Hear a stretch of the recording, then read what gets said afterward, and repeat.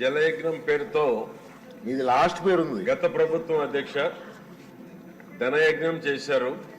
గత 5 ఏళ్లుగా ఒక్క ప్రాజెక్టు కూడా పూర్తి చేయకుండా, 1 ఎకరాకు కూడా అదనపు నీరు ఇవ్వకుండా రాష్ట్ర రైతాంగాన్ని, అదేవిధంగా మంచినీటి సౌకర్యం ఉన్నటువంటి గ్రామాలకు మంచినీరు అందకుండా గత ప్రభుత్వం అన్ని రకాలుగా రాష్ట్రానికి అన్యాయం చేయటం జరిగింది అధ్యక్ష.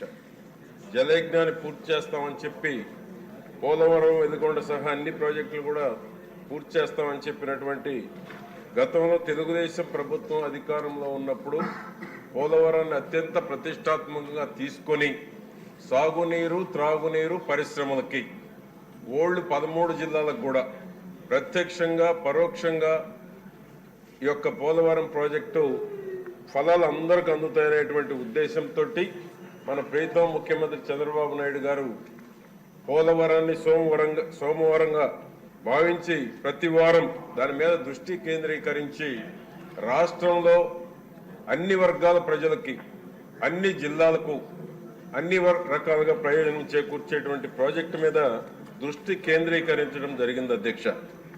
గడిచిన 5 ఏళ్లలో జలవనరుల ప్రాజెక్టులని కమిషన్ల కోసం కేవలం రివర్స్ టెండరింగ్తో నిర్వీర్యం చేయటం జరిగింది అధ్యక్ష. అదేవిధంగా ఈరోజు రాష్ట్ర వ్యాప్తంగా చూసుకుంటే అధ్యక్ష చెరువుల అనుసంధానం అటకెక్కించారు. జలకళపై కరువు బయటపడుతున్నా కానీ జగన్ ఎక్కడ కూడా పట్టించుకున్నటువంటి దాఖలాలు లేవు అధ్యక్ష. అదే చంద్రబాబు నాయుడు గారు హయాంలో జలవనరులే జాతికి జీవనాధారంలా భావించి ప్రాజెక్టుల పరుగులు తీస్తే గత ప్రభుత్వం జగన్మోహన్ రెడ్డి మాత్రం జలవనరుల ప్రాజెక్టుల్ని పూర్తిగా నిర్వీర్యం చేయటం జరిగింది అధ్యక్ష.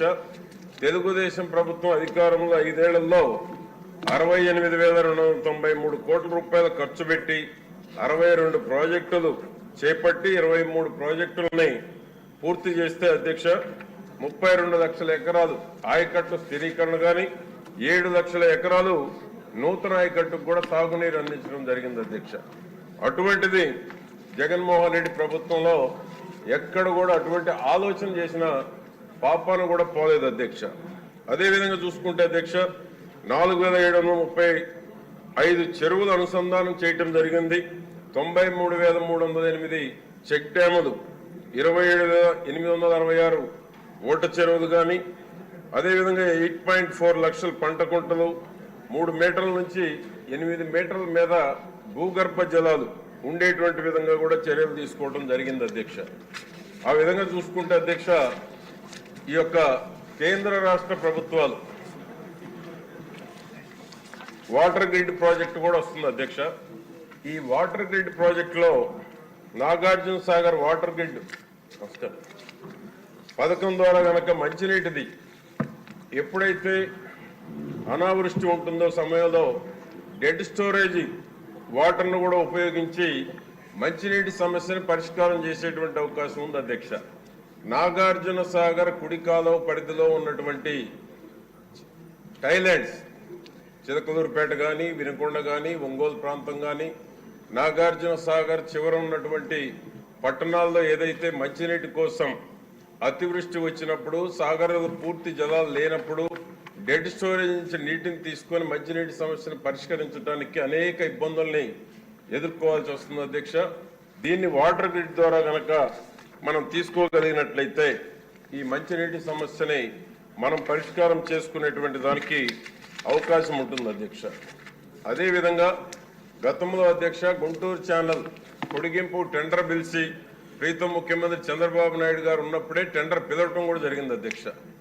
ఆ తర్వాత వచ్చినటువంటి ప్రభుత్వం దాన్ని ఎక్కడ ముందుకు తీసుకువెళ్ళలేదు అధ్యక్ష. అదేవిధంగా నాగార్జున సాగర్ రైట్ కెనాల్ ద్వారా చివరి భూములకు నీళ్లు అందేటువంటి దానికి కనీసం మరమ్మతులు కూడా చేపట్టలేదు అధ్యక్ష. డ్రైన్లు కానీ, రైట్ కెనాల్లో ఉన్నటువంటి కాలువల ద్వారా కానీ ఎక్కడ కూడా చిన్నపాటి మరమ్మతులు కూడా చేయకపోవటం వలన, చిన్న చిన్న రిపేర్లు కూడా చేయకపోవటం వలన ఎక్కడ కూడా చివరి భూములకు నీళ్లు అందేటువంటి పరిస్థితి లేదు అధ్యక్ష. డ్రైన్లన్నీ కూడా పూడిపోతా ఉన్నాయి. ఎందుకంటే పుల్ల కంపతోటి కావచ్చు, ఎక్కడ కూడా క్లీనింగ్ అనేటువంటిది లేదు అధ్యక్ష. దాని వలన పూర్తిగా అవి ఆక్యుపేషన్ కూడా గురి కాబడుతూ ఉన్నాయి. కాబట్టి రైట్ కెనాల్ మరమ్మతులు చేపట్టాలి అధ్యక్ష. అదేవిధంగా చివరి భూములకి ఏదైతే ఈ యొక్క డ్రైనేజెస్ వాగుల ద్వారా ఓగేరు కానీ కుప్పగంజవాగు కానీ నక్కవాగు కానీ వీటి మీద ఆధారపడినటువంటి లిఫ్ట్ ఇరిగేషన్స్ అధ్యక్ష, నేను ఇటీవల కూడా 0 అవర్లో కూడా ప్రశ్నించడం జరిగింది. గుంటూరు జిల్లాలో లిఫ్ట్ ఇరిగేషన్స్ ఎక్కువగా ఉన్నాయి అధ్యక్ష. గత ప్రభుత్వం 5 ఏళ్లు జగన్మోహన్ రెడ్డి లిఫ్ట్ ఇరిగేషన్స్ కు ₹1 కూడా కేటాయించలేదు. చివరి భూములన్నీ ఈ రోజు లిఫ్ట్ ఇరిగేషన్స్ పూర్తిగా నిరర్ధకమైనటువంటిగా ఉన్నాయి అధ్యక్ష.